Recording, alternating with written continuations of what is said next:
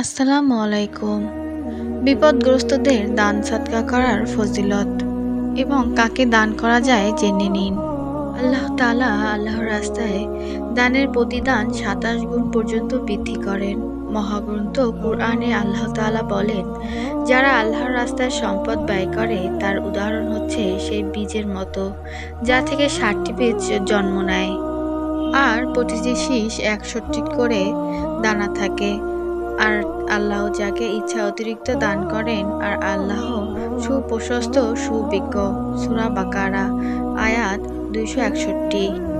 রাসূল সাল্লাল্লাহু আলাইহি ওয়াসাল্লাম বলেন, যে ব্যক্তি আল্লাহর পথে কোনো কিছু ব্যয় করবে তাকে ৭০০ গুণ সওয়াব প্রদান করা হবে। তিরমিজি।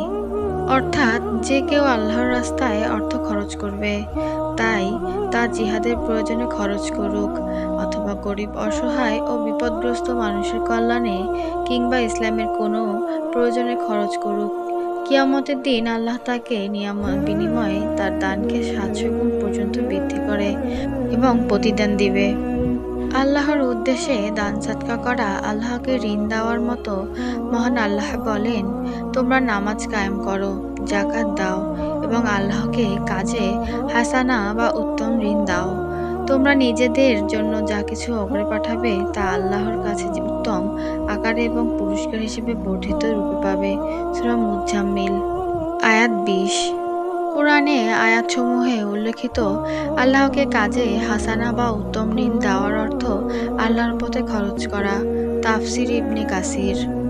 বিখ্যাত মুফাসসির ইবনে জায়েদ বলেন, যাকাত দেওয়া ছাড়াও নিজেদের অর্থ সম্পদ আল্লাহর পথে খরচ করা। এ খরচ আল্লাহর পথে জিহাদ করা, আল্লাহর বান্দাদের সাহায্য করা, জনকল্যাণমূলক কাজ করা কিংবা অন্যান্য কল্যাণকর কাজেও হতে পারে। এভাবে অর্থ ব্যয় করলে আল্লাহ তাকে নিজের জন্য ঋণ বলে গণ্য করেন। তাই তিনি এক্ষেত্রে কেবল আসলটি নয়, বরং তার উপর কয়েক গুণ বেশি দেওয়ার ওয়াদা করেন। দানকারীর জন্য ফেরেশতাদের দোয়া আর ব্যয়কুণ্ঠদের জন্য বদদোয়া। আবু হুরায়রা রাদিয়াল্লাহু আনহু থেকে বর্ণিত, তিনি বলেন, রাসূল সাল্লাল্লাহু আলাইহি ওয়াসাল্লাম বলেছেন, প্রতিদিন সকালে দুজন ফেরেশতা অবতরণ করুন। যাদের একজন দানকারীর জন্য দোয়া করেন, বলেন, হে আল্লাহ, দানকারীকে দানের বিনিময়ে দান করো। আর দ্বিতীয়জন কৃপণের জন্য বদদোয়া করে বলেন, হে আল্লাহ, কৃপণের মালে ধ্বংস করে দাও। বুখারী ও মুসলিম। দান সদকা করলে সম্পদ কমে না। আবু কাবশা আল আনমারি রাদিয়াল্লাহু আনহু থেকে বর্ণিত, তিনি রাসূলুল্লাহ সাল্লাল্লাহু আলাইহি সাল্লামকে বলতে শুনেছেন যে, দান সদকা করলে কোনো মানুষের সম্পদ কমে না। সহিহ বুখারী হাদিস নং 2588। দান সদকা জাহান্নামের আগুন থেকে বাঁচার একটি মাধ্যম। রাসূল সাল্লাল্লাহু আলাইহি ওয়াসাল্লাম এ মর্মে বলেছেন, তোমরা খেজুরের অর্ধেক দান করে হলেও আগুন থেকে বাঁচো। সহিহ বুখারী। সাদকায়ে জারিয়ার সওয়াব মৃত্যুর পরও অব্যাহত থাকে।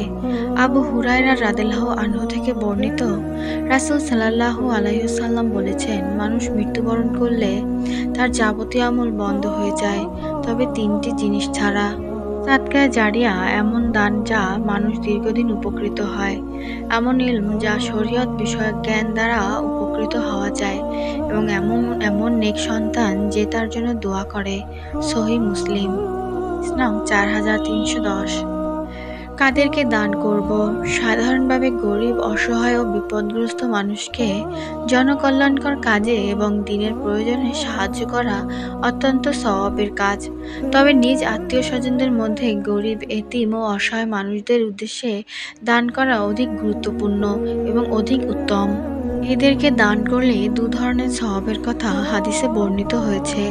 যেমন রাসূল সাল্লাল্লাহু আলাইহি সাল্লাম বলেন, দরিদ্রকে দান করলে কেবল সদকার সওয়াব পাওয়া যায়, আর আত্মীয়কে দান করলে সদকার সওয়াব এবং আত্মীয়তার বন্ধন রক্ষার উভয় সওয়াব পাওয়া যায়। তিরমিজি হাদিস নং ৬৬। আমার ভিডিওটি ভালো লাগলে বেশি বেশি শেয়ার করে দিবেন এবং আমার চ্যানেলটি সাবস্ক্রাইব করে আমার পাশে থাকবেন। সবাই ভালো থাকবেন। আল্লাহ হাফেজ।